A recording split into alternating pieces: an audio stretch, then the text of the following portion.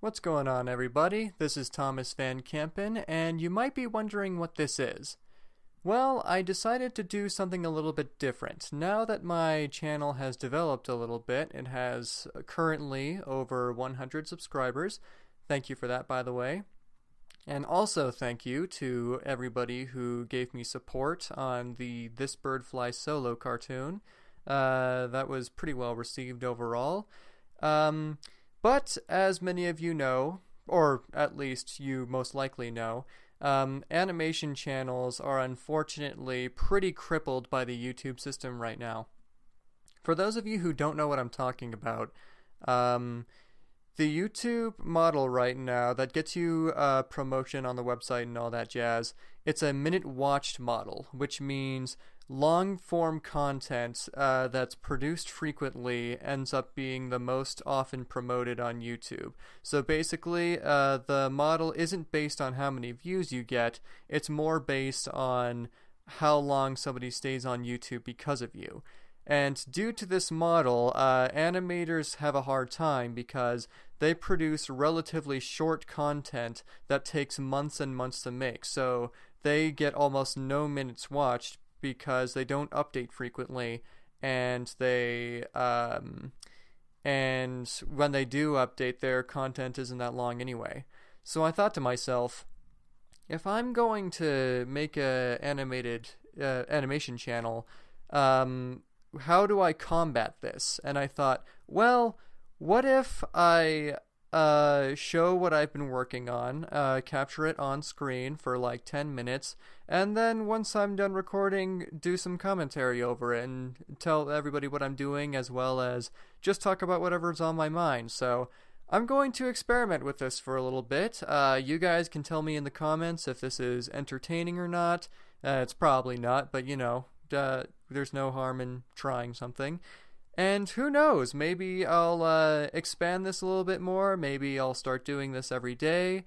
Maybe I'll get some animator friends on there. I know I have a couple of subscribers, returning subscribers that are animators, so maybe they'd like to jump in on this through Skype calls or something. But yeah, for now it's just going to be me. What I'm working on right now is a demo reel, because as funny as it may sound, I don't really have a demo reel prepared.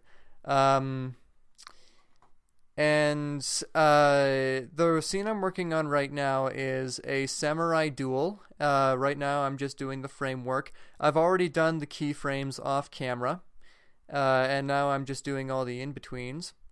And just so you're aware, if I do start doing this every single day, I'm not going to do it like Let's Plays where every time it's just continuing where I left off. I'm going to jump ahead off camera a couple of times just because I do need to do some work off camera so I can produce these cartoons as efficiently as possible and as soon as possible. So yeah, don't expect any like real continuity. I'm basically just recording what I can and doing some commentary over it. But yeah, so that's pretty much what I'm doing. It's just a samurai duel. And right now this guy's bowing to the other guy and doing just the framework before I overlay the shells and stuff. And I've been trying to challenge myself in a couple of ways here, since that kind of deviate from my last cartoon, the Peacock episode 2, This Bird Flies Solo. First of all, I'm trying to use less black lines. Every cartoon I've done thus far has had very thick and very noticeable black lining, which isn't bad. It's kind of comic booky in my opinion, but I wanted to experiment with more colorful lines, like just lines that are a darker shade of whatever object is drawn. And my main inspiration for trying that is the animator Iscoppie. She's such a sweetheart. She's so talented. And her animations are so fluid, so fun to watch. You may recognize her for some Game Grumps animateds. She's got a few that have millions of views. She's kind of the style that's kind of like very colorful, kind of sketchy, fluid animation. I'll put a link to the channel somewhere so you can check her out if you don't know who I'm referring to. But yeah, she's kind of the one who inspired me to use less black lines and try more colorful stuff. And yeah, I'm also trying shading with different colors other than black. In the Peacock, This Bird Flies Solo, I'm going to be referencing that a whole bunch in this episode, by the way. But in that, I shaded everything with like a dark, low opacity gray layer. And that worked for its purposes, but it was kind of ugly in spots, in my opinion.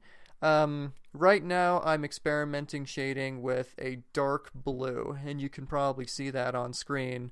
I wanted to create something that was both more colorful and more atmospheric. I wanted it to seem a lot like moonlight.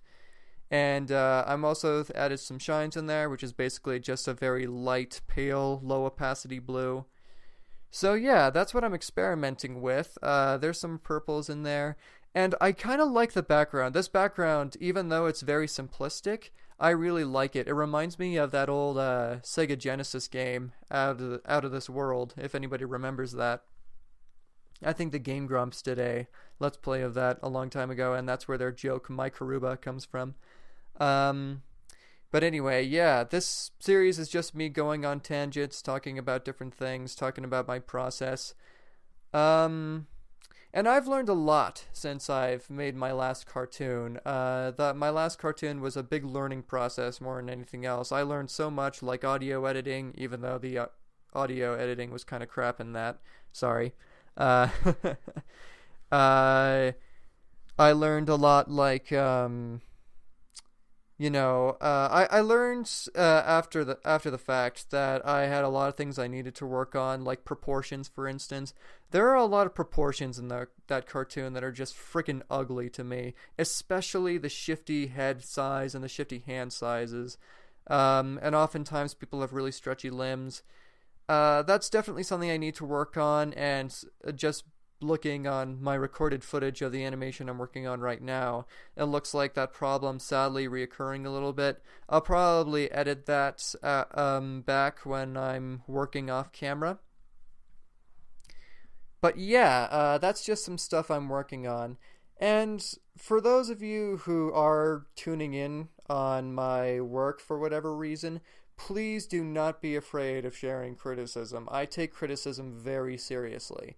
Not only do I really want to improve as an animator and as a content creator in general, but in a way, I kind of see criticism as more praise than actual praise. And what I mean by that is somebody cared so much for what I presented to them that they formed an insightful and informative opinion about it. They didn't just look at it and decide, oh, this is great. Not that I don't appreciate those comments. Those comments are always awesome and they're always welcome. But I really like criticism because to me it says you care so much for what I'm making for you that you want it to improve. And not only that, but because you're sharing criticism in a constructive way, to me that says you believe I can do it.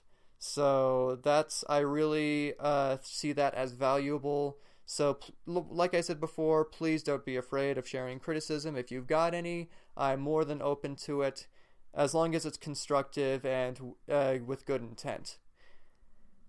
So yeah, I've pretty much gone through everything I wanted to talk about. Maybe I'll just talk about I'll talk about why I went into animation in the first place. I feel like that could be interesting. The main person on the internet who inspired me to take up animation was Harry Partridge. He does phenomenal work. I'll put a link in the description to his channel too. And you've probably seen it already if you're any fan of internet animation. But not only does he do phenomenal work that I aspire to be like, but he actually put up a animation tutorial series called Happy Harry's Hoo-Ha 2 How-Tos. And that's really opened my eyes to the whole medium because I watched it and it made me think, oh hey, this medium is way more accessible than I thought it was. For the longest time, I've always loved film, first of all. I should get that out of the way. But for the longest time, I wanted to do live action rather than animation. The problem with that is that I didn't have the equipment, and I also didn't have the people skills. I was very nervous when talking to people. I was too afraid to ask people to act for me, and I wasn't very committed to a lot of projects as it is. Animation, even though a lot of people argue that live action is easier than animation just because, you can coordinate with a lot more people and stuff like that. And to a degree, I see the strengths in communication. Animation is easier for me because it makes me feel like I can do everything by myself. I can make whatever I want whenever I want. All I need is the commitment. And it was a very big, like, soul-searching thing for me to be like, all right, I want to do animation. I know I want to do it. I know it's not a very prominent industry right now, especially for 2D, but whatever. I want to do it because I want to create. And I don't care how much time it makes me to make these things. I'm going to stick to it. And I've been very proud of that decision. I've made stuff that I'm very proud of, flaws and everything. And I love the feeling of constantly improving. So, yeah. Right here, in this bit, you can see I'm doing a smear. Smears are one of the funnest things for me to do. They're so neat to look at, first of all. And they create this really neat illusion of fast motion, which I think is really neat. And there's plenty of smears in This Bird Flies Solo, especially for when I really need somebody, like the thief or whatever, to move really fast across the room. Oh, I'm running low on time. Thank you all for watching. I really appreciate you sticking around with me. And if you like what you saw, I'll probably put up another episode. Okay, see you later.